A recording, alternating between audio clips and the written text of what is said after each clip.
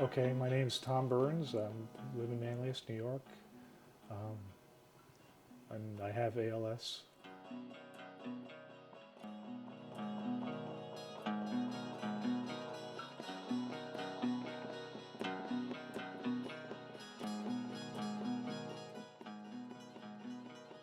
ALS is a neurological disease. It's degenerative, it's progressive. There's no cure, there's very little treatment. It basically incapacitates the person, voluntary muscles only, so your heart is fine. Your lungs go eventually because you can hold your breath, so they're kind of both. Um, but like I said, there's no cure. So, and you don't know. They don't know what causes it. They have some ideas, but nothing for sure. Um, and it just robs you of the ability to move over time. And that time can be, a year. It can be 10 years. It can be. They don't know. For me, it kind of started with, um, well, there's a lot of muscle twitching. That was the first thing I noticed, and then the weakness, like I was just telling I didn't really notice, except that he noticed and said things like, he was having trouble doing things like, push-ups, which, didn't faze me any because I can't do any. you. It was just slow progression with my arms and legs getting weaker. Um, I had to walk with a cane, and I was able to work for another. That was September 2009, so I was able to work for another year and a half. Um, so I've been in the wheelchair for about 2 years now. And he had muscle twitches. There's a word for it, fasciculations. That is a telltale sign of a number of neurological diseases, but ALS is one of them. Now I need help eating, and really, um, they're all personal care pretty much.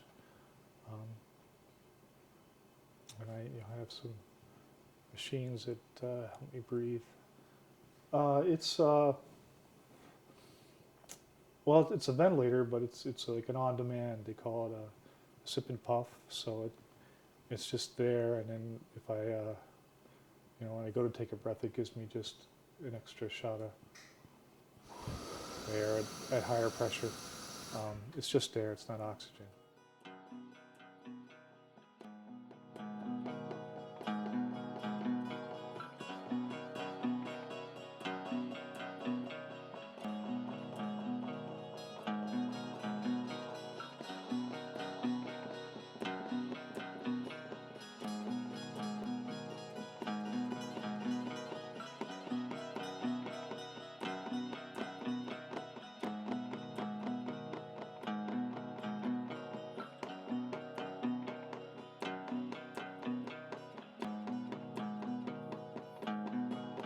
I'm his primary caretaker.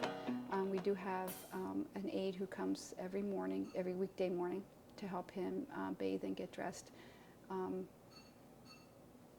but otherwise, it would be anything that he needs. Every day we wake up probably 9 o'clock in the morning or so. My wife uses a lift, gets me out of bed into this chair. Go have a cup of coffee, um, and then 10:30 we have a health aide that comes to the house.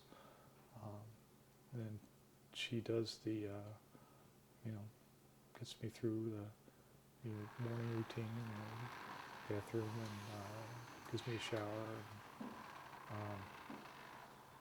gets me dressed, and then we work through some physical therapy, uh, which is mostly a range of motion, and keep my muscles stretched and fully limber, I guess. And then lunch, and then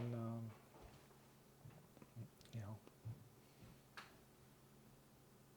wait for everybody to come home. It's me if he anything that he eats, it's I have fed him anything, or the aide, anything that he needs picked up has to be handed to him. And even then, he can't really hold on to it anymore. So if he gets any kind of adjustments in his clothing or his hair, if he has an itch, anything like that, everything has to be done for him. So it's kind of 24 hours, because even in bed he can't move himself. And you don't really appreciate how much you move at night until you can't, and somebody else has to, because he'll, his legs will go to sleep, or or he'll be. It's not a painful disease, but it can be painful just lying in one position for a long time. So he needs to be shifted in bed, shifted in his chair, anything like that.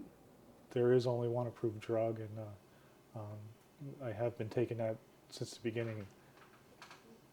I like to think it's done some good and slowing things down, but I don't know that.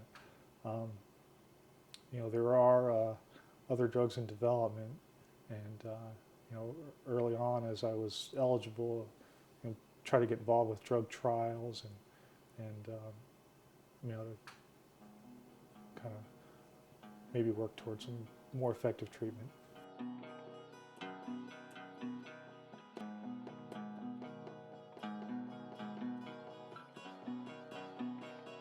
I think, as I understand it, only 10% or so are that type of ALS that can be inherited. So I would say no, absolutely not. Why would you? Yeah. Why would you want to know that?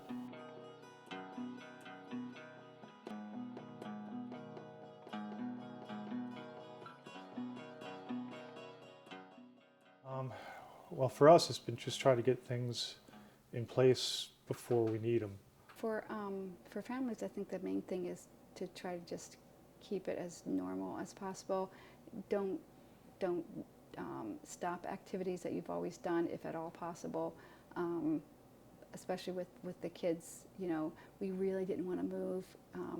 We still had two children in high school when he was diagnosed, and that was another reason why we renovated this house rather than move. So you want to get your house in order, your affairs in order, just do whatever you can to make it easy on yourself and the people around you. Try to keep the ALS patient involved as much as possible. Tom was on the town planning board, and we've continued to do that. Church, the kids' school activities, as much as possible.